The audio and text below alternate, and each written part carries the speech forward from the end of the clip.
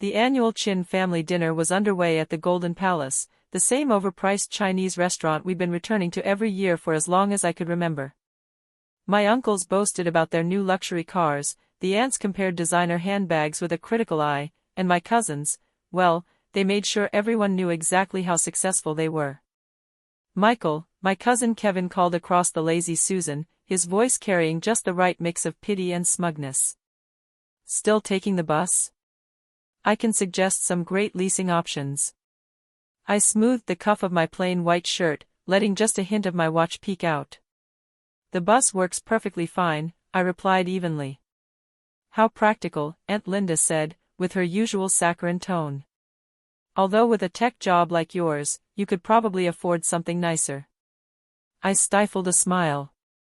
The tech job they referred to was the reason I was wearing a timepiece worth more than this entire restaurant, and none of them would recognize a Philippe Dufour Grande Sonnery minute repeater.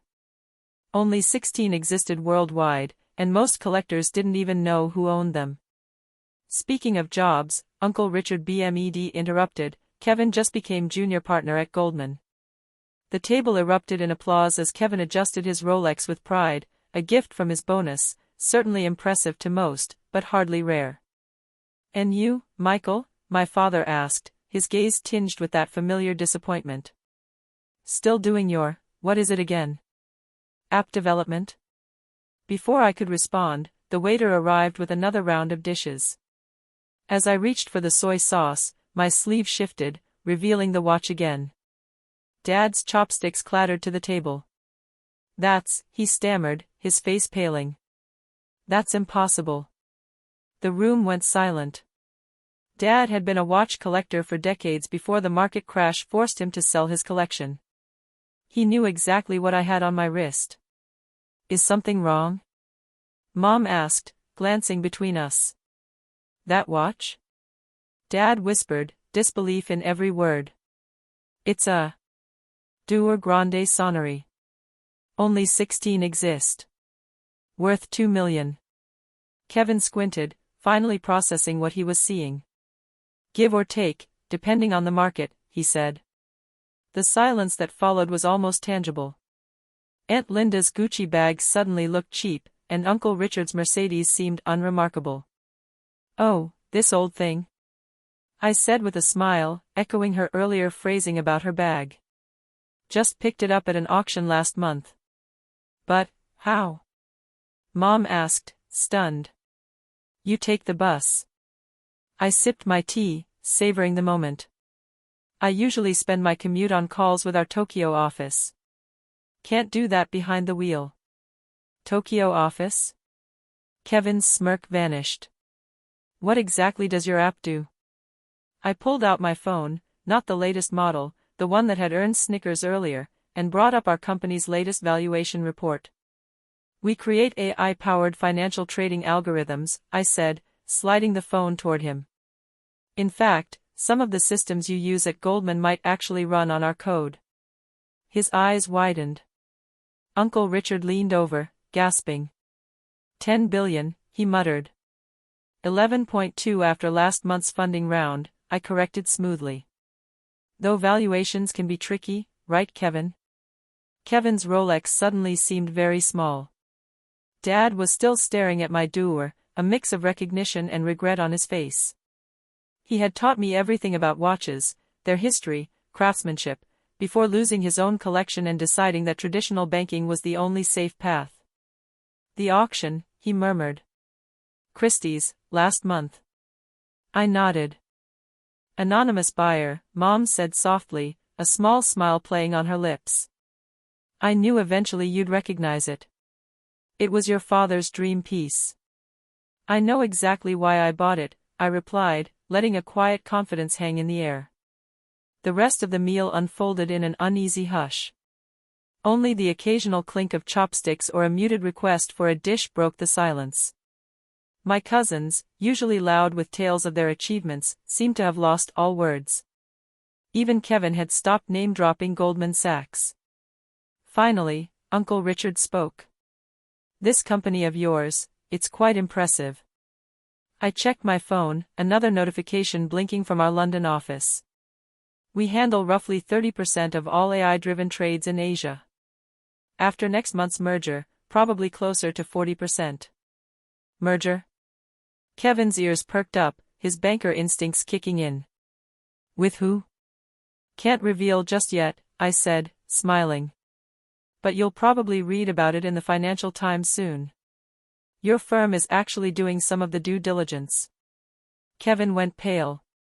Quantum Trade, that acquisition, that's your company? Dad's head snapped up in surprise. Yes, I said carefully, keeping details vague. Quantum Trade, based in Singapore, transforming Asian markets among other things. NDAs still in place for another week. Aunt Linda leaned forward, her earlier haughtiness replaced by curiosity. Michael, darling, why didn't you tell us? All this time, we assumed. I was just taking the bus, I said, letting my watch catch the light. Sometimes real success doesn't need to be flaunted. Uncle Richard cut in. Well, my portfolio could use some diversification. Perhaps we could discuss. Sorry, I said politely, interrupting. We're fully funded. Last round was oversubscribed by $3 billion. The table fell silent. $3 billion oversubscription, more than all of their investments combined. Mom touched my sleeve gently. But son, why keep it hidden all these years? Because I wanted to create something tangible, I replied. Not just chase status symbols or family approval. Dad's gaze lingered on the watch. The auction, he whispered. There was a bidding war. Price went way above estimates. I know, I said with a small smile. I was the other bidder. He blinked, realization dawning.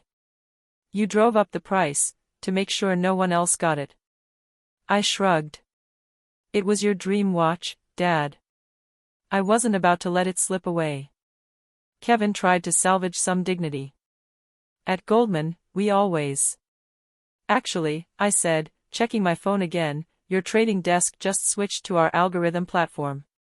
The memo goes out Monday. Kevin's confidence evaporated. His junior partner status suddenly seemed far less impressive. Aunt Linda tried a different tack. Michael, you must come to our country club next weekend. There's someone I want you to meet. Can't, I said lightly. I'm flying to Singapore on my jet. Board meeting, your jet? She asked, flustered. Just a small one, I said modestly. Although I usually take the bus to the airport, it's better for the environment. After dinner, Dad followed me outside while the others gathered coats and car keys. The night air was crisp, and his breath formed small clouds as he searched for words. That watch, he said finally. The one in my study, the photo I kept on my desk for 20 years. Right up until the crash forced you to sell your collection, I nodded. He winced at the memory. The 2008 crash had hit hard, turning him from a revered collector into someone who pushed his children toward safe careers. Pushing him toward safe careers in banking and finance. Is that why you bought it? He asked softly, his voice tinged with curiosity. To prove something? I rolled back my sleeve, letting the watch gleam in the streetlight. The moonphase shimmered, each detail a testament to precision, to dreams that went beyond money. I bought it because every time I wandered into your study as a kid, you'd tell me about this watch. About how only 16 exist in the world. About how it symbolized perfection, craftsmanship at its highest. His eyes softened. I kept a picture of it on my desk when I started my company. Not as a reminder of wealth, but of precision, of building something exceptional, rare, perfect. Just then, Kevin and Uncle Richard stormed out of the restaurant, phones glued to their ears, probably calling brokers to dig up every detail about my company. Aunt Linda, not to be outdone, showed Mom endless pictures of a friend's daughter. Here, I said, undoing the clasp. It was always meant for you. Dad shook his head, overwhelmed. I can't, it's too much.